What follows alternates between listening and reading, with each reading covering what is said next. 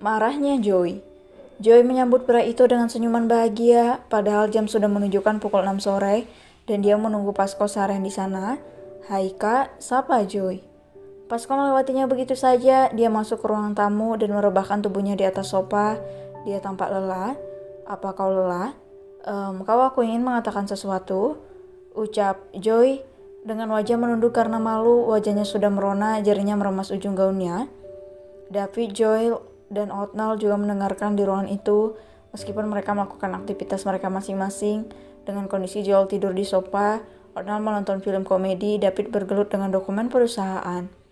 Pasko menatap Joy dengan tatapan tak biasa. Tak ada yang bisa menebak isi pikiran pria itu. "Apa?" tanya Pasko dengan datar. Sudah biasa dia seperti itu. Aku menyukaimu, Kak. Sudah lama aku menyukai dirimu. Aku jatuh cinta pada pandangan pertama. Maukah kakak menjadi kekasihku?" tanya Joy. Belak-belakan dia mengatakannya dengan tegas, membuat Otnal, Joel, dan David terbelalak mendengar pengakuan Joy. Gadis itu sangat berani. Sangat jarang perempuan berani mengungkapkan perasaannya seperti itu. Pasko tampak terkejut, bahkan raut wajahnya sempat berubah. Namun seolah ada yang dia pikirkan, ekspresinya kembali datar dan dingin. "Aku tidak menyukaimu," ucap Pasko dengan nada dingin. Penolakan yang benar-benar menyedihkan. Joy terkejut, dia menatap Pasko. Bagaimana bisa pria itu berkata tanpa perasaan seperti itu? Apa? Setidaknya kakak tidak harus mengatakannya seperti itu. Joy merasa malu dan kecewa saat mendengar ucapan Pasko. "Aku memang tidak menyukaimu. Lalu aku harus berkata apa?" ketus Pasko. Joy menatap Pasko, matanya berkaca-kaca. Pria di depannya itu benar-benar sangat dingin dan terkesan sangat kasar. "Apa kakak tidak ada perasaan sedikit pun? Tapi kakak memberi perhatian padaku. Apa tidak ada sedikit pun perasaan di sana?" ucap Joy dengan suara bergetar. Kita bisa mencoba dulu. Aku sangat menyukai kakak. Kita bisa mencoba dulu. Aku yakin kita pasti bisa," ucap Joy seraya memegang lengan Pasko. Pria itu menepis tangan Joy. "Aku tidak akan menyukai gadis naif seperti dirimu. Kau tidak pantas untukku." Pasko mengatakannya dengan sangat tegas dan terkesan kasar. Joy terdiam, hatinya benar-benar hancur. Penolakan bahkan saat baru mulai berperang sangat menyedihkan. Padahal selama ini Pasko menunjukkan sedikit atensi pada dirinya, membuat dia merasa kalau Pasko memiliki perasaan yang sama dengan dirinya. "Pulanglah, kamu buang waktuku," ucap Pasko dengan ketus, lalu bangkit berdiri dan berjalan menuju kamarnya. Tanpa ada yang mengetahui pinggangnya berdarah, dia menutupinya di balik jaket yang dipakainya. Sejak tadi Pasko menahan sakit di pinggangnya, sepertinya dia baru berperang dengan kelompok mafia lain. Joy menatap punggung Pasko, hatinya hancur seketika saat mendengar kata-kata kasar dari Pasko. Ditolak mentah-mentah, bahkan membuat dirinya merasa bodoh dan sangat buruk. "Joy," panggil David yang memperhatikan perdebatan mereka. Joy menatap David dengan mata berkaca-kaca. Dia berlari keluar dari rumah itu sambil menangis dan pergi meninggalkan rumah itu tanpa berbicara apapun. Saat itu David mengejarnya. Otnal dan Joel bahkan merasa sangat aneh dengan sikap Pasko saat itu. Flashback end. Pasko mengubah jelas kata-kata kasar yang diucapkan pada Joy. Benar kata Joy, dia sangat kasar waktu itu. Pria itu terdiam, membuat Joy berdecik kesal. "Ci, kau ingat sekarang? Sudahlah, aku pergi. Aku tidak mengharapkan perasaanmu lagi," ucap Joy sambil menghapus air matanya. Dia berusaha membuka pintu mobil van itu lagi. Perasaan Joy saat ini sangat kesal. Dia membalas Pasko atas apa yang dilakukan pria itu pada dirinya beberapa tahun lalu. Joy keluar dengan perasaan kesal.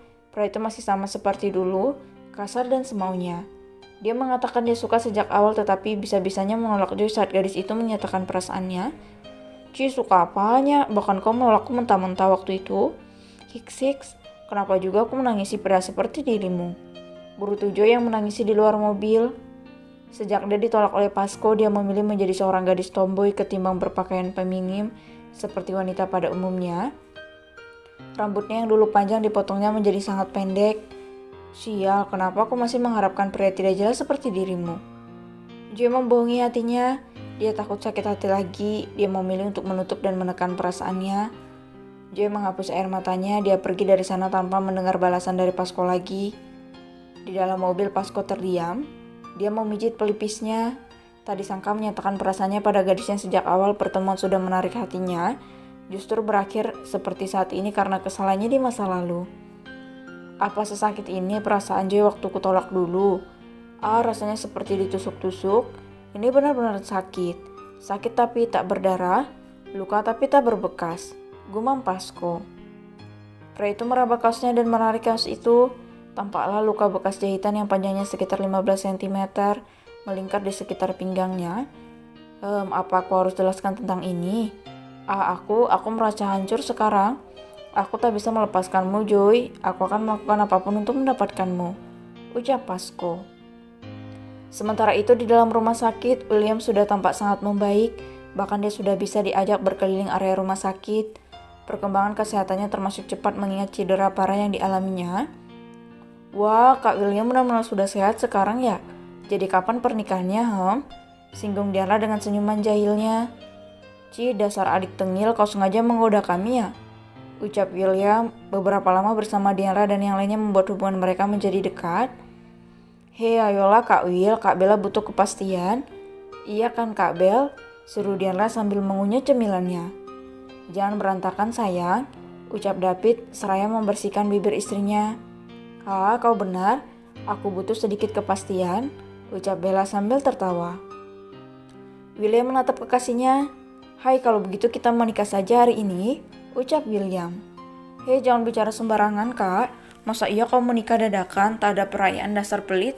Kalau kau mau menikahi kakak ipar, lakukan dengan benar. Sembuh dulu dari penyakitmu itu, ucap Joel yang mengupas jeruk untuk Diandra. Nih Dian, makan udah kakak kupas, ucap Joel sambil memberikan jeruk itu pada Diandra. Terima kasih kak, ucap Diandra. Hehe, iya. Aku akan sembuh dengan cepat dan menikahi Bella dengan layak. Aku juga tak ingin menikah dengan kondisi kakiku masih patah, ucap William seraya menggenggam tangan kekasihnya. Aku sabar menunggumu sayang, ucap Bella sambil tersenyum.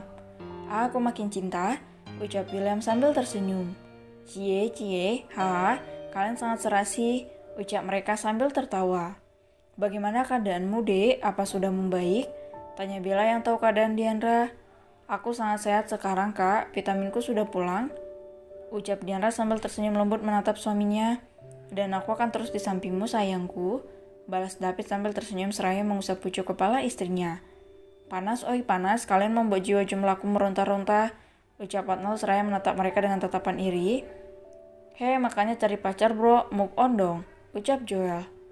Tak bisa, hai aku tak akan bisa melupakan Jesslyn, gadis itu. Aku merindukannya, ucap Arnold dengan wajah murung. Diandra menyodorkan buah jeruk pada Arnold membuat pria itu menatap Diandra. Dia terlihat seperti mendiang kekasihnya yang akan selalu memberikan buah pada dirinya jika dia dalam keadaan buruk atau sedih. Kau benar-benar mengingatkanku pada dirinya, Dian. Aku jadi merindukan gadis itu, ucap Arnold sambil menerima jeruk itu dan menatapnya dengan mata berkaca-kaca. Seperti apa dia kak? Tanya Diandra. Aku belum pernah menceritakannya kepadamu kan? Dia, Arnold mengambil ponselnya dan menunjukkan foto Jesslyn pada Diandra. Dia sangat cantik, dia gadis lembut seperti dirimu, ini dia, ucap Arnold memberikan foto itu pada Diandra. Dian menatap foto itu, dia tertegun melihat gadis cantik yang memakai jas dokter tersenyum di dalam foto itu. Cantik sekali, ucap Diandra. Ya, dia benar-benar cantik, dia juga sangat baik, aku benar-benar mencintainya, ucap Arnold sambil menunduk sedih. Dia sudah tenang kak, kakak pasti akan mendapatkan seorang gadis baik seperti dirinya, ucap Diandra. Aku tak yakin sih, tapi kuharap aku menemukan seseorang seperti kalian berdua, ucap Arnold. Atau kau mau bersamaku dan meninggalkan pria kolot ini, ucap Arnold seraya menaikkan satu alisnya menggoda David dan Diandra. David menarik Diandra dan memeluk istrinya.